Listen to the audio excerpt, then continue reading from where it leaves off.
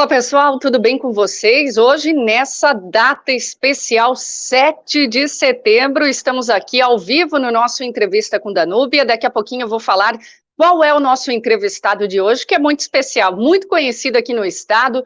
Mas antes eu quero agradecer os nossos patrocinadores. Pensou em colocar painel solar? Entre em contato com o Grupo Suna, tá aí na tela, 47 988 28 48 31, do jeito que a gente está pagando energia só colocando painel solar mesmo, né? O Grupo Suna é referência em Santa Catarina. E tem também as novidades de depilação a LED. Agora não é mais laser, não, é a LED. Olha só o recado do pessoal aqui de Blumenau, olha só. Oi, pessoal, boa tarde. Agora a gente vai fazer uma sessão de LED na parte posterior da minha perna para vocês verem o quanto é rápido.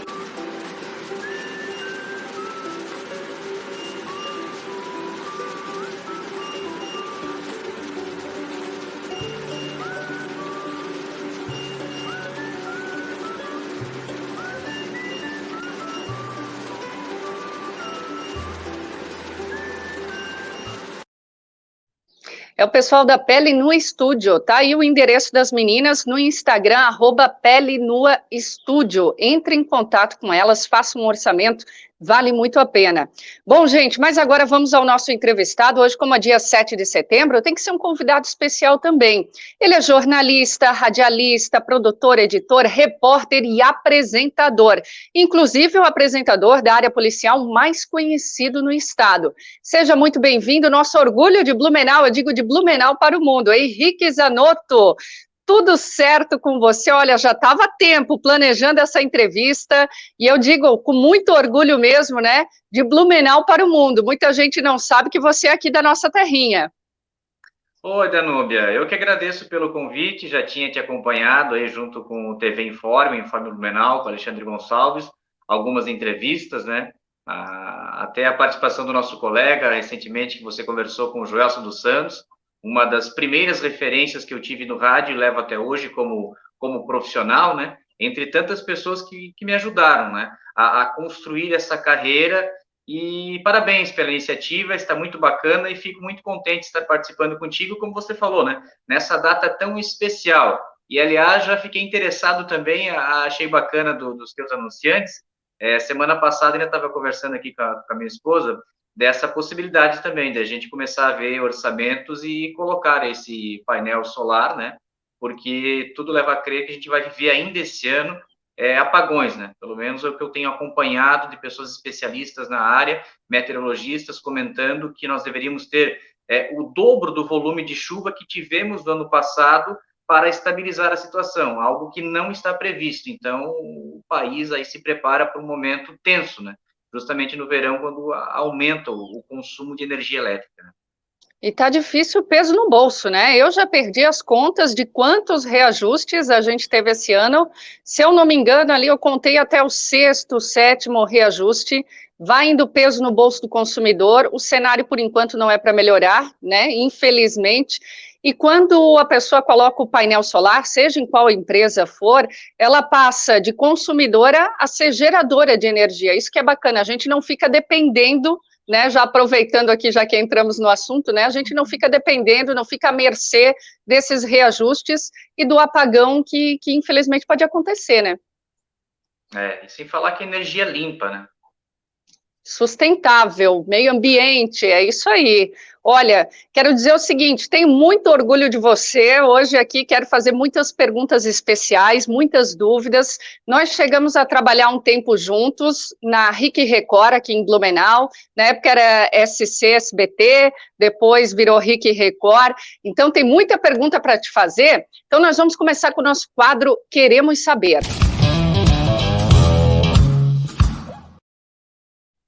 Zanotinho, quem te vê aí na tela do Cidade Alerta, você fazendo sucesso, não imagina que você foi parar no jornalismo por acaso, né? Porque até então o teu caminho estava indo para contábeis. O que é isso? Conta essa história aí pra gente.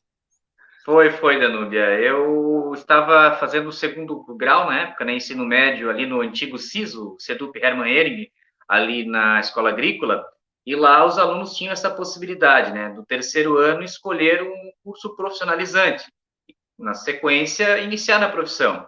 E foi justamente o momento que a minha mãe conseguiu, através do então nosso vizinho de condomínio lá no bairro da Velha, o Armindo Vogue. Ele era coordenador da equipe dos operadores de áudio da então Rádio Nereu Ramos, e a minha mãe preocupada, porque estava naquela fase tensa, né? 15, 16 anos. Olha, meu filho tem que começar a trabalhar, porque senão depois não vai querer mais saber de trabalho. E tive a oportunidade de começar como operador de áudio. Eu fazia a folga dos 3 operadores, né? Tinha a escala da manhã, da tarde e da noite, e nos dias de folga eu trabalhava, que era justamente sexta-feira à noite, sábado e domingo. Depois disso, foi um período curto, logo um dos operadores saiu, eu tive a oportunidade de preencher essa vaga, e também na sequência, aí veio o microfone, né? As primeiras oportunidades do microfone com o Alexandre José, com o Alexandre Pereira, que sempre foram grandes incentivadores, o Joelson, que eu citei, e vários nomes, né? Porque eu tive a oportunidade lá na Rádio Nereu Ramos de ter uma verdadeira escola, uma verdadeira faculdade de comunicadores, né? Aqui o nosso saudoso Rodolfo Sestrem, que é referência de diversos profissionais na região do Vale, pelo que fez ao longo de sua carreira, né? E estar ali na função de operador de áudio é a oportunidade de você absorver um pouco de cada comunicador, de ver essa relação que eles tinham com o público, com o ouvinte da rádio, e acaba aprendendo, né? Então, eu tive essa chance, comecei a fazer também microfone, reportagem esportiva, nas transmissões, depois repórter de pista, mas chegou um momento em que eu estava vendo que a profissão, naquele período, ela não me recompensaria financeiramente pelo esforço. E, por outro lado, tudo que eu procurava de informações sobre contábeis era garantia de emprego. Até os meus professores lá sempre falavam, olha, dificilmente você vai ver um contador desempregado, porque se você tiver uma qualidade boa, se você for um bom profissional, como em qualquer área, mas, enfim, um contador, todo mundo precisa de um contador. E eu cheguei no momento que eu estava, então, trabalhando numa área e estudando na outra. E quando eu terminei o meu curso técnico profissionalizante em contabilidade, eu precisava definir se eu iria buscar o ensino superior à faculdade em contábeis ou na minha área. Mas na minha área eu já estava meio que sobrecarregado pela questão estudo, o horário de trabalho, e pensei, não é essa carreira que eu quero. Só que, ao mesmo tempo, vejo como são as coisas da vida, né? Eu lembro que um dia, fazendo uma reportagem, foi um assalto num escritório de contabilidade. E quando eu entrei naquele escritório, eu vi aquele ambiente de trabalho e aí eu comecei a perceber que eu não me encaixaria naquilo mais. De trabalhar somente numa sala, em frente a uma máquina, um comunicador. Na verdade, sem eu perceber, o jornalismo já estava fazendo parte de mim. Essa questão de estar na rua com as pessoas, cada dia em um local, de não ter a exata noção do que você vai fazer no dia seguinte ou no mesmo horário de trabalho que você está, cada dia uma realidade diferente. E veio a grande oportunidade, quando eu estava, então, com 19 anos, de iniciar a minha carreira na rádio, então, de maior audiência, que era a Guararema FM, hoje Rede Massa em Blumenau, a convite do Alexandre José, e, ao mesmo tempo, a convite do Alexandre José e do Alexandre Gonçalves, iniciar junto com a então Rede SC que você mencionou, em Blumenau, transmitindo o SBT, na televisão. Aí foi simples a decisão, porque eu pensei, mas espera aí, eu estou com 19 anos, com a oportunidade de começar numa rádio de maior audiência, de começar numa TV que está chegando na cidade, por que não tentar? E foi ali que eu deixei o contábeis de lado e busquei daí estudar lá no antigo Sociesc Ibs, né? Onde eu me formei em 2009 como comunicador social habilitado em jornalismo. Cara, é o teu destino. Eu não te vejo fazendo outra coisa porque tens o dom da comunicação, né? E eu digo sempre que tem que ter todo um psicológico também, principalmente quando faz área policial, quando faz a cobertura de grandes tragédias. E você teve um destaque muito grande, pelo que eu lembro, na tragédia de 2008. Eu queria saber como é que foram os bastidores, né? Se a comunidade estava passando, se o que estava passando não era fácil, imagina, então, tá fazendo a cobertura, né? Porque nós não tínhamos visto isso ainda, né? Pelo menos não a minha geração, né? Até 2008, que a gente tem conhecimento, o momento mais crítico de enchentes para Blumenau, tinham sido aqueles períodos de 83, 84, E 2008, como a gente sabe, as características eram um pouco diferentes, porque não eram somente as pessoas ribeirinhas, né? Quem mora próximo do rio que estava sendo prejudicado. A cidade toda, né, Danúbia? Porque foi uma tragédia em que envolveu todas as classes sociais. E casas de meio milhão, casas de 1 milhão estavam vindo abaixo com terreno e tudo. O que mais me marcou naquela cobertura, a primeira lembrança que eu tenho é porque foi do dia 23 para o dia 24, eu acho que até no dia anterior eu estava apresentando o Jornal do Meio-Dia, e foi quando nós tivemos aquela interrupção do trânsito na 470, né? E teve aquela imagem marcante, um Fiat Palio laranja lá embaixo, quase pertinho do rio, né? E no dia seguinte as coisas continuam numa dimensão, então, jamais vista, né? Que é a explosão lá do gasoduto. E o dia 24 de novembro é meu aniversário. Era a data do meu aniversário, que acontece a tragédia ali no Ristov, né? Se eu não me engano, acho que 10 pessoas perdem a vida naquele deslizamento que levou todas as casas. Então, eu acordo no dia do meu aniversário já indo para esse local, já tendo esse impacto, né, de ver todas aquelas... na verdade, não dá para dizer casas, né? Porque levou tudo, né? Não dava nem para ver o que tinha ali. E ainda eu lembro que alguns amigos, familiares, meus primos ligando, os parentes, parabéns, feliz aniversário, aquele clima, né? E eu tentando falar, tá, agradecendo, né? Muito obrigado, mas não vou poder dar atenção agora, ou não vou poder festejar em virtude de tudo que nós estamos vivendo em Blumenau. E depois aquela ida lá pela antiga Estrada da Cachaça, que foi para acompanhar os tanques anfíbios do Exército, do 23BI, porque eu lembro que no dia, aí de novo a questão das referências, né? Eu sempre fui muito assim, né? Eu sempre fui de acompanhar alguns profissionais e pegar um pouquinho de cada um. Eu esqueci o sobrenome dele agora, o Márcio, ele substituiu o Datena, geralmente no programa da Band, e ele estava na cidade, e ele foi para o Exército. E quando eu vi que um apresentador, né, da Bandeirantes estava em Blumenau, no Exército, eu pensei, opa, alguma coisa está acontecendo aqui. E logo, o meu companheiro daquela época de profissão, ali de trabalho, o Caio Santos, cinegrafista, já recebe a informação, olha, eles vão partir para uma missão, então vamos dar um jeito de ir juntos. E conseguimos entrar nessa missão, e o objetivo era percorrer todo aquele trecho, então, da Estrada da Cachaça, ali entre Gaspar e Luiz Alves, para procurar alguém que estivesse necessitando de ajuda. Que as aeronaves já tinham feito o sobrevoo, identificado 7 obstáculos. E a missão do tanque anfíbio era justamente chegar até esse ponto. Mas logo no primeiro obstáculo, o sargento responsável pelaquela missão, ele nos informou o seguinte, olha, se vocês quiserem acompanhar, vocês podem vir, mas o tanque não vai. Porque o tanque, mesmo em condição de ir por terra ou por água, naquele primeiro obstáculo já não conseguiria superar. E nós, sem ter noção do que estava pela frente, encaramos naquela, porque o que a gente viu ali? Naquela situação, cada um fazia o seu trabalho. Cada um ajudava da maneira que podia. E a nossa era acompanhar para valorizar o trabalho daqueles militares que estavam ali e também acompanhar a situação das pessoas que, porventura, precisassem do atendimento da ajuda. E foi o que acabou acontecendo, porque eu nunca vou esquecer de uma senhora, ela um pouquinho mais fortinha, mais pesadinha, acho que tinha uns 100 e poucos quilos, 120 quilos, estava com uma fratura no pé, não tinha como sair de casa, essa fratura não foi decorrente da tragédia, foi uma fratura que ela sofreu um acidente doméstico, e esses militares, a hora que eles chegam na casa dessa mulher, imagina a alegria dela, a satisfação, né? A esperança dela como cresce ao ver, opa, alguém chegou até aqui para me buscar, porque carro nenhum chegava lá.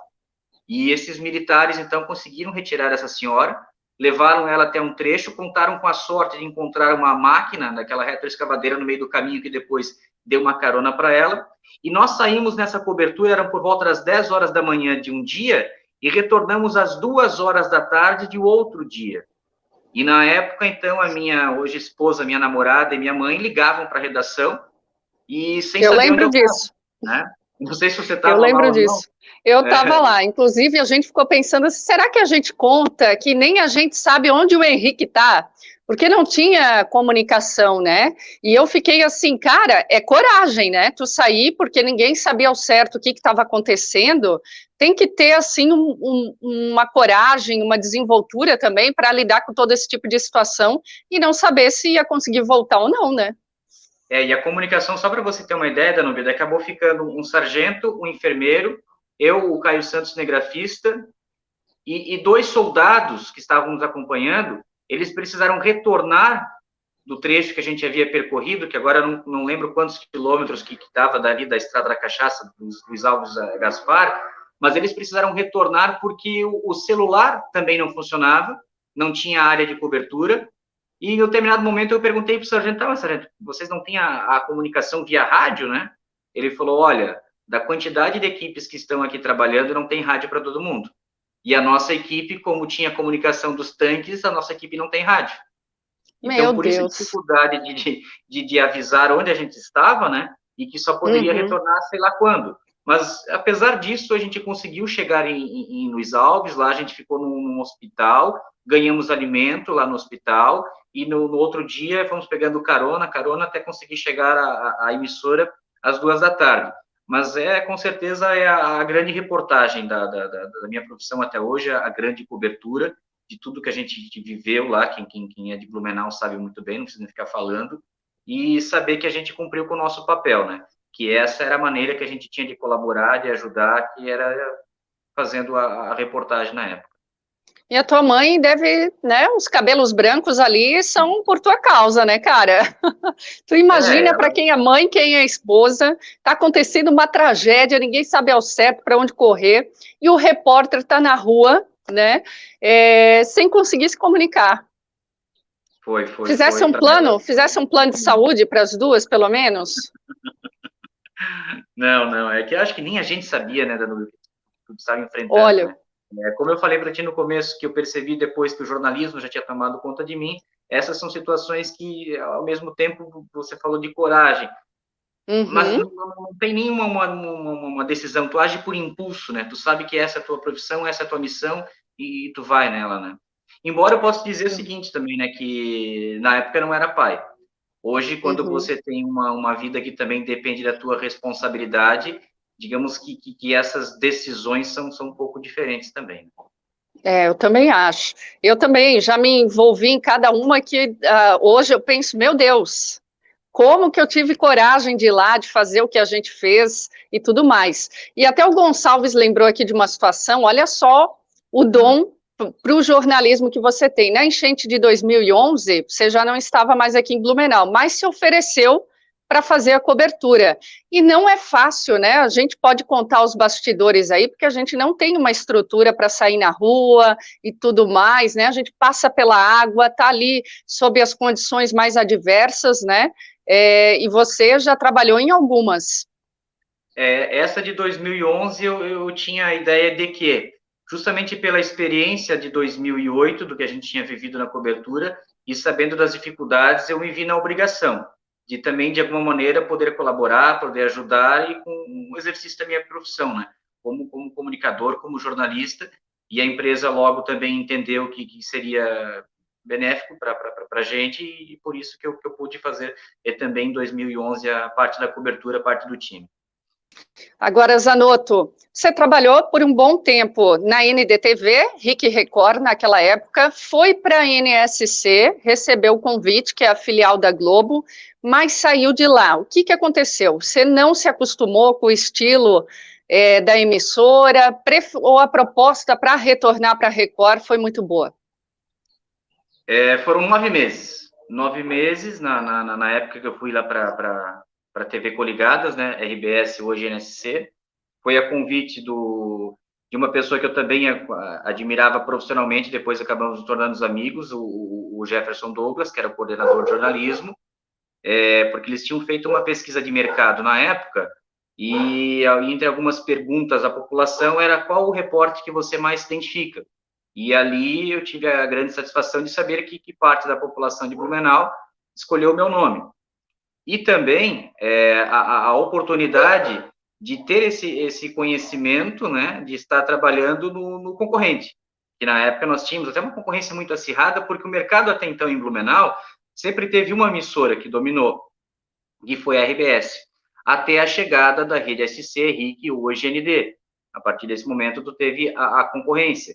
E eu, então, aproveitei esses 9 meses e pude aprender, digamos, do outro lado, de que maneira que era feito o jornalismo também, Mas o que motivou a minha, digamos, curta passagem, né? Eu até brinco, foi uma gestação só, 9 meses. Uhum.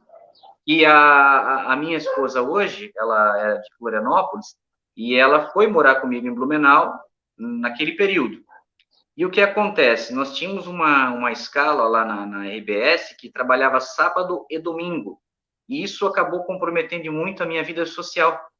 Porque imagine só, ela sozinha na cidade, Uhum. né, não tinha vínculo com muitas pessoas, e trabalhava durante a semana, e quando chegava fim de semana, ficava sozinha no apartamento. Né? Claro que não eram todos os fins de semana, mas a escala era um fim de semana sim, o outro fim de semana não. Então, tu acabava trabalhando até 15 dias. Acredito que hoje nem existe mais isso, né? Mas na época era essa escala.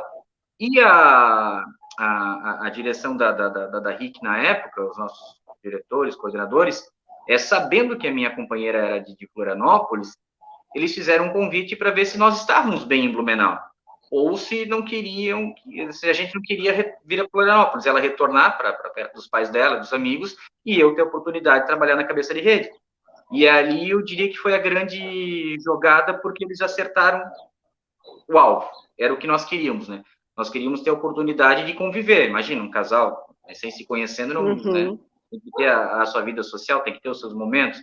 E quando eles falaram daí que eu poderia voltar para o grupo, mas fazer a parte da equipe de Florianópolis, aí fechou, né? Até foi acho que foi uma sexta-noite, estava em casa com ela, depois do trabalho. Quando veio a ligação, eu já fui na hora conversar com eles e dei minha palavra, não, eu vou voltar para a empresa e vou aproveitar essa oportunidade aqui na capital. Foi 2010 isso. Nossa, já faz bastante tempo. O sonho de muito jornalista muitos, né, trabalhar na Globo. Se hoje recebesse um convite, você voltaria? Eu digo para os meus colegas e posso dizer para você que é uma grande amiga, uma grande colega. Eu nunca tive a pretensão de sair de Santa Catarina, que é um caminho, digamos, natural, né? Que tantos colegas Uhum. já seguiram, mas eu nunca me encantei muito por essa ideia de deixar o nosso estado. Eu sou apaixonado pelo nosso estado. Até você comentou, né, que eu sou de Blumenau, mas eu venho para Blumenau em 94 e fico até 2010. Eu, na verdade, eu nasci em Tangará, cidade do meio oeste Uhum. catarinense, no Vale do Rio do Peixe, e brinco também que eu tive a oportunidade nessa vida, ao longo desses 36 anos, Danúbia, de estar em 3 colônias, que é a colônia italiana, onde eu nasci, lá em Tangará, que é a Tangará? colônia Tangará, que é a colônia alemã, Blumenau, onde eu me formei como pessoa e como profissional, né, que foi também não vou dizer sorte, talvez destino, enfim, porque Blumenau é o berço da comunicação. A primeira TV, a primeira Uhum. emissora de rádio, o primeiro jornal. Santa Catarina, a história da comunicação de Santa Catarina começa por Blumenau e passa por Blumenau. Não tem como você escrever algo sobre a comunicação no nosso estado sem falar de Blumenau, né? E eu, então, nunca tive essa ideia, né, de sair. Então, quando você falou Globo, imagino que possa ser algo fora daqui, também não tive a intenção. E eu estava outro dia pegando meus crachás, né? E cheguei a uma conclusão inusitada. Todas as empresas que eu trabalhei, o nome fantasia já não existe mais, né? Porque a Rádio Nereu Ramos agora não tem mais, né, Danube? É a Rádio Jovem Pan. Não, é É, Jovem Pan. a Rádio Nereu Ramos não tem mais. A RBS Blumenau não tem mais. É NSC. Uhum. A rede SC SBT não tem mais, virou RIC. E a RIC também não tem mais porque agora é ND. Além da Guararema, que eu trabalhei na Guararema, também não é Que agora é Guararema. massa. Então, se eu pegar para minha filha e mostrar os crachás das empresas onde eu passei, eu não tem mais nenhuma. Só, claro, a atual AND, né? Mas as anteriores Uhum. mudaram o nome fantasia. Mas não tem. Nossa, você Respondi a pergunta, não tem intenção disso aí. não. E se voltasse e se recebesse uma proposta para voltar para Blumenau? Porque tem aqui uma grande parte dos teus amigos, da tua família. Sim, essa possibilidade eu não descarto. Não sei em que momento, mas ficaria Olha muito aí, à ó. vontade, isso que eu posso te Quem dizer, porque sabe? eu tenho hoje aqui em Florianópolis, por exemplo, eu moro numa casa de aluguel, né, não tenho imóvel aqui ainda, e o meu imóvel é Blumenau. Muitas vezes eu já converso com a minha esposa, vamos vender lá e comprar algo aqui, eu falei, não, deixa lá porque eu me sinto satisfeito. em também ter uma residência ou ter um imóvel, que foi o primeiro e único que eu consegui na minha vida. Ainda estou pagando o financiamento, mas é em Blumenau. Então, eu acho que isso mais ou menos responde a tua pergunta, né? Quero fazer parte dessa cidade ainda. Devo Quem muito. sabe? Quem sabe? O povo daqui vai ficar muito feliz. Agora, olha só, Zanotto, você participou de várias coberturas policiais. Teve alguma que foi mais marcante, assim, que realmente deu medo? Porque vocês iam junto com a polícia, literalmente, né? No momento ali do flagrante e em diversas situações. É algo que está cada vez mais raro, né? Um pouco antes da É. pandemia, essa realidade tinha mudado um pouco, e com a pandemia, em vez de ela foi escassa, né? Difícil ver reportagens de equipes acompanhando em loco. Tem uma que virou história, né? Que virou resenha, brincadeira, e de vez em quando eu encontro aí nos policiais da época, eles brincam comigo, que foi uma operação que era junho ou julho, época de festa junina, e nós estávamos numa festa junina, comemorando. Eu e o meu cinegrafista da época, meu grande amigo, grande parceiro, que aprendi muito, o Caio Santos. E a grande fonte da nossa equipe era o Caio. O Caio, que tinha um envolvimento muito próximo dos policiais, e ao mesmo tempo ele tinha confiança para receber as chamadas informações exclusivas. E logo no comecinho da minha carreira, o Caio recebe uma dessas informações: vem aqui que tem uma apreensão aqui de cocaína, nós estamos no posto de combustível. E a gente sai do evento ali da festa junina e vamos lá para a cobertura. Vamos para lá. A gente tinha isso, né, de ter o horário de trabalho, mas essas informações, essas situações, a gente ia junto quando tinha informação. E começou com uma apreensão de realmente os 10 quilos de cocaína num carro parado num posto, mas ali foi desenrolando. Ali a polícia, então, descobriu para onde seria levada essa droga. E óbvio que nós continuamos acompanhando. E a gente foi para um terreno, para um sítio em Indaial. Danúbio, era já madrugada, já e aquelas viaturas na frente, nós com o carro da reportagem atrás, e sem saber exatamente onde ia parar, só tinha noção de que alguém estava esperando a droga. No meio do caminho, a polícia pega a droga. E quem estava esperando a droga ia receber a visita da polícia, e nós juntos. Quando chegou nessa casa, tinha uns 4 ou 5 carros, e logo me veio a ideia: opa, tá cheio de gente aqui, tá cheio de traficante, tá todo mundo esperando a droga. E os policiais descem da viatura, já naquela descida rápida, e já eu ouço um disparo, uma rajada de metralhadora. Quando eu procuro, que eu estava na direção, o Caio já estava lá na câmera, né, para já sair junto com os policiais, para garantir a imagem, né? Porque a reportagem de televisão é isso, né? Televisão é imagem. O texto vem para completar a imagem. Se não tem imagem, é rádio. Televisão é cena, imagem. E o Caio, para não perder isso, como sempre, desce e vai atrás. Aí, de repente, eu desembarco do carro, eu não vejo mais ninguém, não vejo o Caio, não vejo polícia, e só ouço tiro. Aí tu fica naquela, ou mato ou morro, né? Ou fica dentro do carro, se tornando um alvo também, ou corre para qualquer lugar. Eu corri para qualquer lugar. E aí, depois que eles geram, não, a situação está dominada, pode vir aqui com o teu microfone e faz a tua reportagem, que já está controlada a situação. Cara, era um perigo, né? Até porque a imprensa não tinha colete, não tinha nada, era na garra e na coragem, né? Naquela época não existia realmente esse material. Hoje, as equipes até contam com essa segurança de ao menos ter um colete à prova de bala. Né? Mais coragem do que qualquer coisa. Agora, olha só, hoje você apresentando aí o Cidade Alerta, o pessoal de todo o estado te conhece. Chega a receber ameaça, por exemplo, de suspeitos de terem cometido crime, de bandidos? Ao mesmo tempo que a cobertura policial, como a gente falou antes, ela mudou dessa presença da reportagem em loco, nós tivemos a mudança na legislação também, acho que foi em 2015, se não estiver errado, em que as autoridades policiais elas não podem mais fornecer identificação, nomes e fotos das pessoas presas numa situação de suspeito, ou até mesmo de flagrante. Esse material, enfim, não é mais nos fornecido.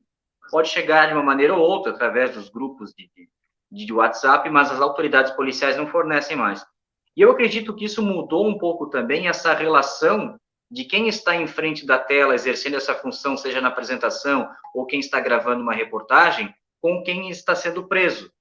Porque tu não tem mais a identificação.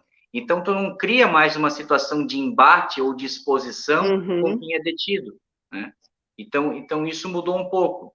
E eu procuro sempre com cautela nas minhas opiniões, embora não dá para ter a garantia que eu sempre vou conseguir, mas aí é algo que eu acho que vem de berço, Danúbia.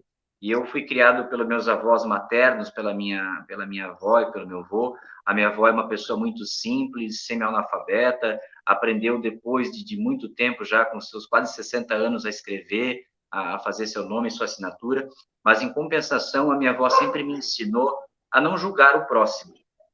Ainda mais porque tu nunca vai ter todas as informações do próximo, do que levou ele a fazer tal situação. E nós temos, né, nós temos os órgãos competentes para isso, né? É a polícia para investigar, é a justiça, é o júri popular formado por pessoas da sociedade que vão lá dizer o que acharam daquela situação. Então, eu vejo que hoje, exercendo essa função de comunicador social, de apresentador no programa policial, não me compete o julgamento, e sim a informação. Acrescentar o meu comentário baseado nas informações que eu recebi, sim. Agora, julgar esse ou aquele é algo que eu procuro não fazer, mas volto a dizer, cometo falhas, ou posso, por impulso, também fazer, né? Ainda mais quando nós temos casos graves, né? Casos extremos que nós vimos o mais recente, por exemplo, aquela situação lá de descanso, né? Daquele centro de educação, Saudades, o município de Saudades, né? Lá no Oeste, mas é algo que a gente Ainda tem que mais para controlar quem é um pai e pouco mãe, né? Aí vai ali ver aquela tragédia com as crianças, impossível a gente não se emocionar também. Mas é algo que tem que, como tudo precisa do equilíbrio, né? Controlar um pouco a emoção e agir mais com a razão. Ficar à vontade para os comentários, mas baseado em informações e fatos, né? Não em julgamentos. Então, Cara, nunca tive ameaças. Se porventura acontecer, não sei como lidaria. Já ouvi de colegas que tiveram também por outras situações, mas não sei. ainda bem, até porque quando a gente trata com respeito, que acho que é o que mais falta hoje em dia, é você ter respeito pela pessoa. Quando se tem respeito pelo próximo, seja qual for a situação que vai estar ali, vai desencadear uma situação, no fim, agradável, né? Ninguém vai ficar ali ofendido, cada um fazendo a sua parte com base no respeito, está tudo certo, né? Esse é o caminho, a estrada que eu procuro seguir. Agora, durante todo esse tempo, várias coberturas, qual foi a mais emocionante aí para ti? Eu ainda acho que aquela de 2008, hein? Teve uma que eu destaco sempre, que é algo que não sei se nós vamos viver de novo, talvez sim, porque esses fenômenos meteorológicos estão cada vez mais constantes, mais intensos. Foi a neve em 2013, né, no Cambirela, julho de 2013.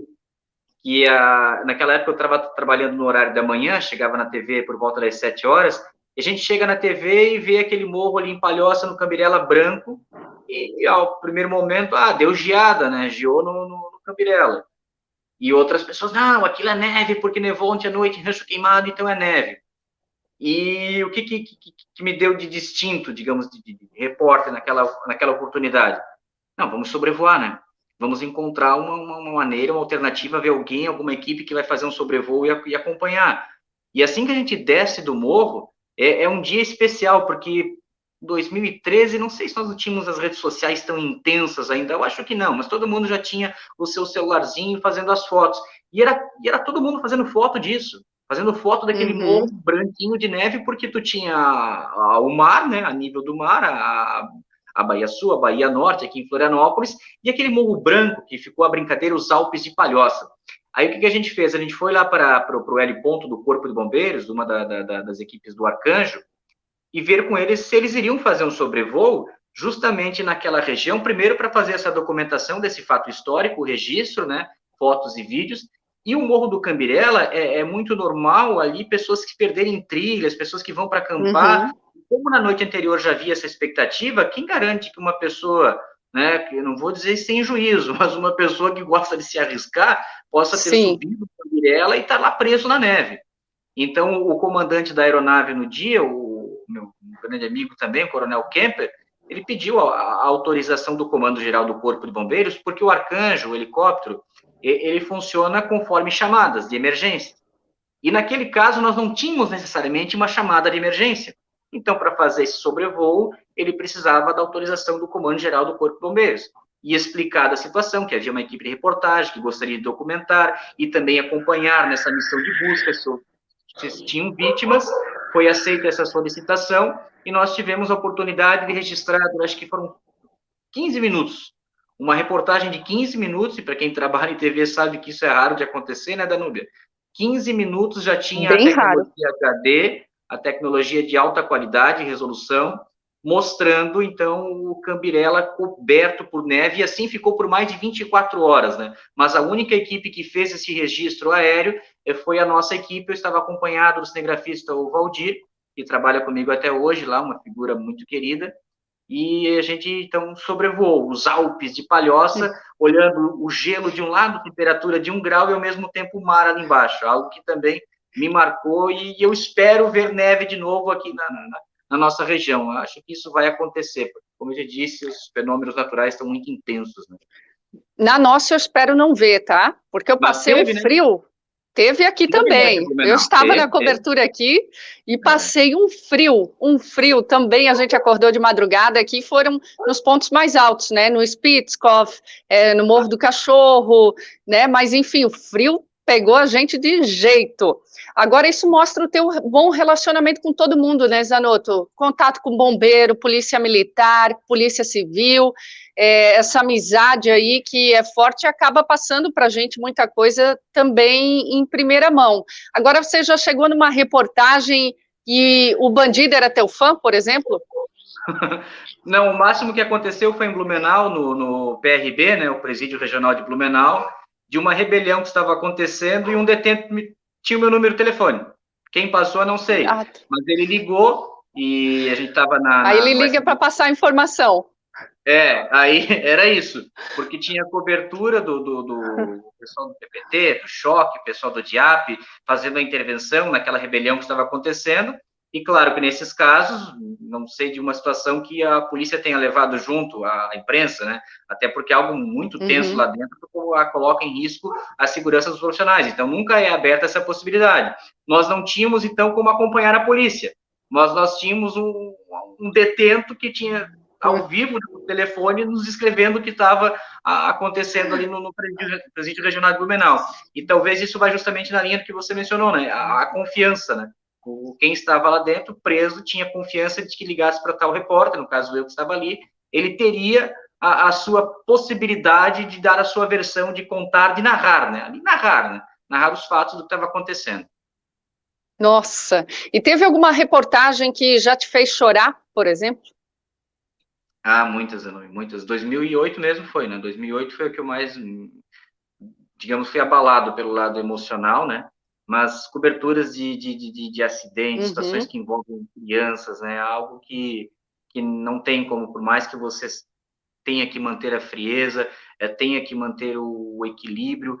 Tem uma situação que, hoje, como eu não estou mais tão presente nas reportagens, né, mais na apresentação, eu digo assim que acabo me livrando. Mas eu não sei até se já comentei contigo, diversos colegas, eu já falei isso várias vezes. Eu não gosto de fazer velório. Eu acho uma... Não, é terrível. Eu acho uma falta de respeito. Eu entendo o lado do profissional, entendo o lado de quem está trabalhando com comunicação, com jornalismo, que é a oportunidade única, muitas vezes, de ter contato com as pessoas mais próximas da vítima, mas eu sempre procurei correr, sempre procurei fugir desse tipo de cobertura, e foram poucos os casos que eu tive realmente que fazer, mas hoje eu já digo que velório, não. Eu acho que invade a privacidade. Se o familiar da vítima, se as pessoas próximas da vítima pedirem a presença da imprensa, ok. Agora, se não há esse convite, se não há essa abertura, eu acho que não deve ser feito, né? Mesmo, claro, que existem situações de personalidade, pessoas muito conhecidas, pessoas públicas, é uma outra questão. Agora, do indivíduo em si, eu não avalio. Digamos, se eu tivesse na função de chefe de uma equipe, de coordenador, de gerente, eu não ia pedir para a minha equipe fazer esse tipo de cobertura. Sou ainda mais tua fã agora, viu?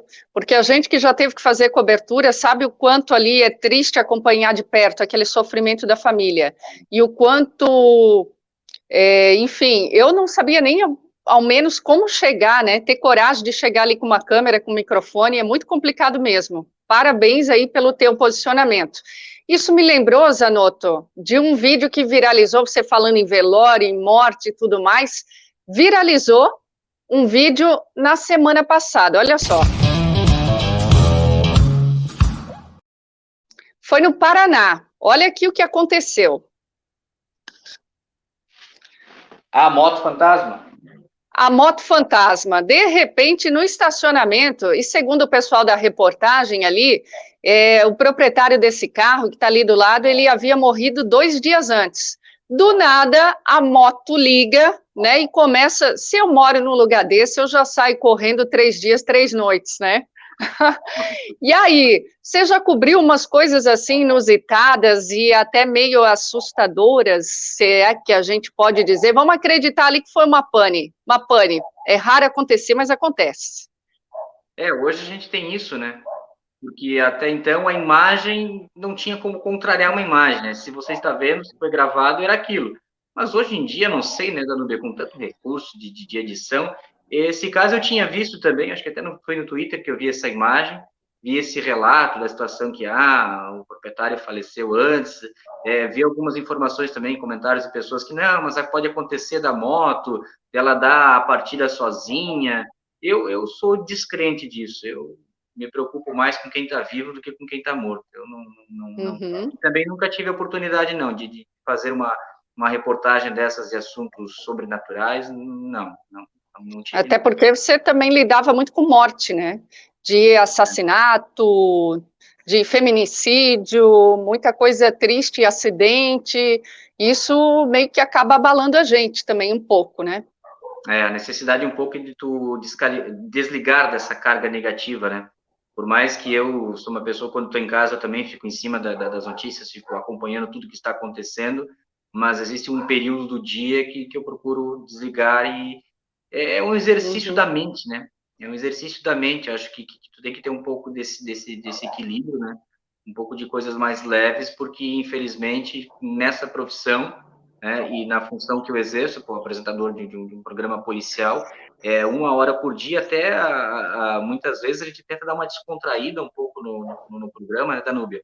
Programa que você é a única mulher no estado de Santa Catarina que apresentou também o Cidade Alerta, que eu fico muito contente. Até o que eu lamento é que a gente não teve uma oportunidade tão grande de estar no dia a dia trabalhando juntos, né, Danúbia?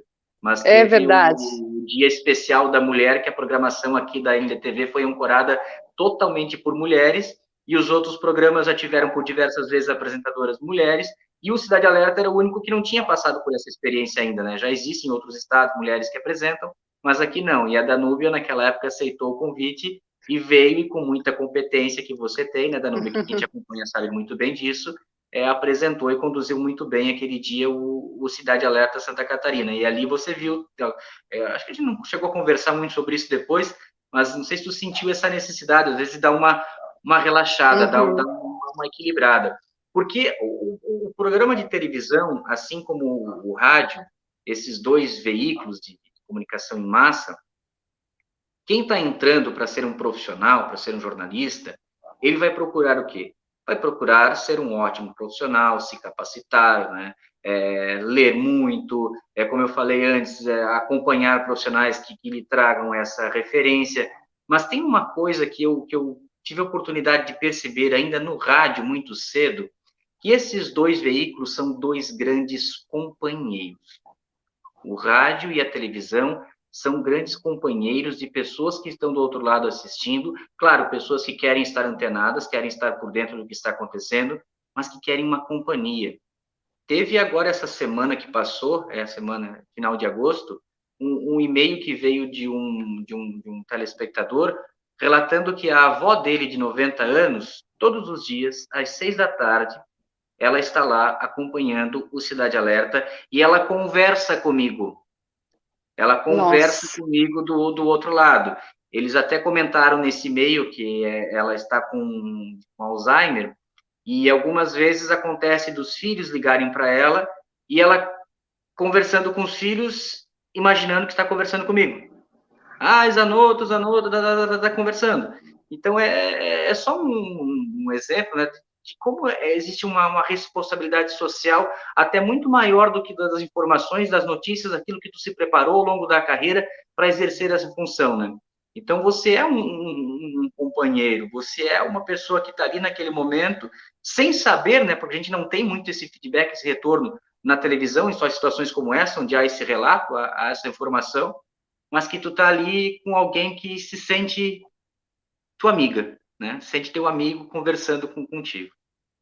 Meu, isso não tem preço. Chega até a Não. me emocionar, né? Porque esse carinho que as pessoas têm, e realmente é um respaldo aí da tua competência, do teu carisma, até porque você não tem um jeito engessado de apresentar, né? Vai lá, fala com o repórter, pergunta se está bom tempo, né? E assim vai conversando e realmente parece que está na nossa casa, cara. Isso é muito legal. Agora, já que você falou em dar uma descontraída, vou passar aqui uma situação que aconteceu dessa rifa que viralizou em Santa Catarina. Eu queria saber o que ia ser na tua situação de noticiar isso aqui. Senhor presidente, eu peço licença para divulgar a rifa da Fazendinha da escola do bairro Bortolotto. Vocês conhecem a gestora da escola, né? Então, ela fez questão de que fosse falado e lido aqui a premiação. O primeiro lugar, por ser uma fazendinha, né? Um porco, segundo lugar, um porco, terceiro, um porco, quarto, um pato, mais um salame, mais um queijo. O quinto lugar, uma angolista, mais um queijo, mais uma dúzia de ovos. O sexto lugar, um aquário com peixe, mais salame. O sétimo lugar, uma tilápia de 2 quilos. Mais uma dúzia de ovos, mais um queijo. E o nono lugar, o 10º lugar, um galo, uma galinha, um salame e um torresmo. O 11º lugar, uma choca com pintinhos.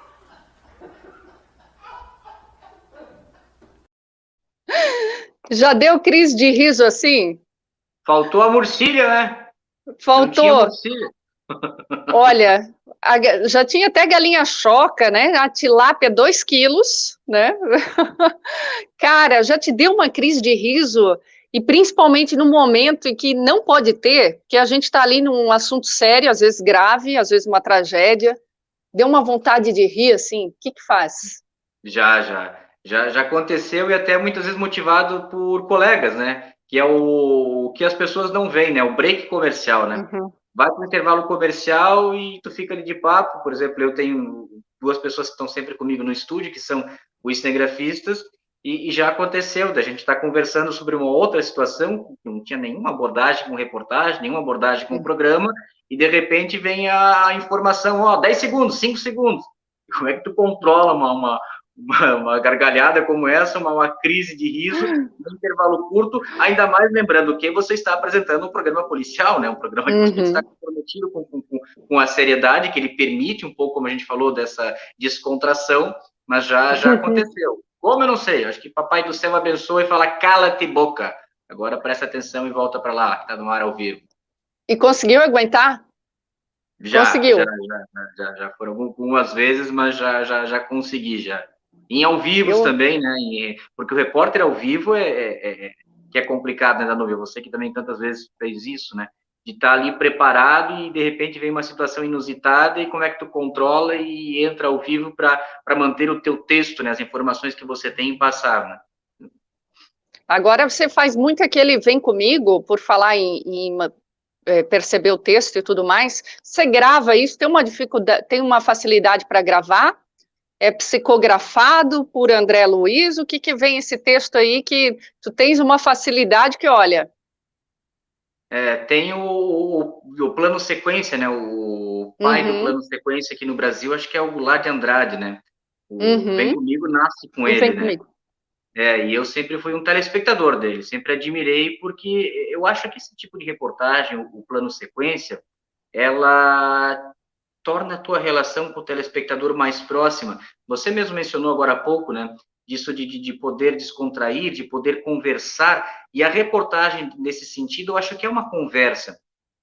Outra referência que eu tenho, até Outro dia eu estava comentando com um colega por onde anda esse profissional que eu gosto tanto, sempre admirei ele tanto e vejo que ele não está mais nos veículos televisivos, né, nos canais, pelo menos, não sei se ele está com o canal YouTube, o Gerson de Souza, que até teve uma oportunidade que ele foi no Ibiza em Blumenau, também deu uma palestra, Veio. né? Isso, trabalhou muito no SBT Repórter, estava no Domingo Espetacular, mas saiu e eu não vi mais. E ele é um cara que para mim, é um padrão, né? Até teve uma publicação recente, um livro que foi feito, Gerson de Souza, um repórter em extinção, porque é cada vez mais raro você encontrar profissionais que gostam e conseguem exercer o plano sequência, vem comigo. Eu até brinco que, para mim, é muito mais fácil, porque isso vem, primeiro, na minha formação, veio do rádio, né? O rádio, todo mundo sabe, é improviso total, né? Improviso total. Improviso total. E você conseguir levar isso para reportagem com naturalidade é caminho certo, que as pessoas vão se identificar. É muito mais fácil o que a gente está fazendo aqui, né, Danube, está conversando, do que você ter que interpretar um texto que foi escrito por alguém, que é o que existe no popular TP, né, o teleprompter que a gente fica lendo. Quando esse TP vem com informações, ele te auxilia, mas a tua linha de raciocínio, você já tem informação, se você sabe o que você está falando, é muito mais fácil, né? É muito mais fácil. Eu sempre gostei do plano sequência, porque eu acho que ele consegue levar a essa comunicação mais coloquial, né? Eu brinco que na reportagem a gente constrói ela com off, né? Off, sonora, passagem. Eu digo que eu não gosto de fazer off, eu gosto de fazer on. E para mim o plano sequência vem comigo isso, é o on, é o mais ligado, né? Você pode narrar, né? Usa narrativa também, descrevendo o que você está vendo. Olha aqui essa situação, olha isso como aconteceu, e se torna algo mais fácil de absorver a informação, mais fácil de levar ao teu público, que é algo que na televisão, né? Aqui também, né? Nessas mídias sociais, enfim, hoje nessa possibilidade que a gente tem de ter essa comunicação mais próxima e foge um pouco daquele padrãozinho que nós estamos acostumados até ali, década dos anos 90. Engessado, né? E você começou, o Alexandre Gonçalves sempre lembra muito bem disso, né? Que você que começou a fazer esse estilo diferente, que a gente chama de Vem Comigo, aqui na nossa região. Vamos para a próxima aí? Só uma referência do Gonçalves, porque foi ele pode falar. Que me deu essa oportunidade, porque quando eu chego com os 19 anos para trabalhar numa emissora de televisão, eles me abrem a porta para essa vaga, eu falo, Gonçalves, eu não tenho noção nenhuma de televisão. Eu sei um pouco que sei do rádio, mas não sei televisão. E ele me deixou muito tranquilo quando ele me disse o seguinte, não, faz o que você está acostumado a fazer lá, olhando para a câmera. E aos poucos nós vamos te formando, nós vamos te passando orientações e vai dar tudo certo. E ele falou aquilo, me deixou tão tranquilo, porque, bom, então é o que eu faço, né? Então é o que eu sei fazer, é só ir seguindo as dicas, seguindo as orientações. E quando tu tem alguém que está nesse cargo de chefia e te dá essa tranquilidade, fácil, né? Cara, o Gonçalves realmente foi um mestre, né? Orientou várias pessoas aí que estão fazendo sucesso até hoje. Tivemos aqui, Zanotto, essa situação aqui que chamou a atenção do deputado aqui de Santa Catarina, que recebe o ex-marido de Maria da Penha e diz, história intrigante. Maria da Penha, quem não conhece, né, a mulher que acabou aí dando nome à legislação, Maria da Penha, foi vítima de violência, levou um tiro nas costas, foi eletrocutada no banheiro por esse senhor, e aí agora o GCE recebeu ele e falou que a história é intrigante.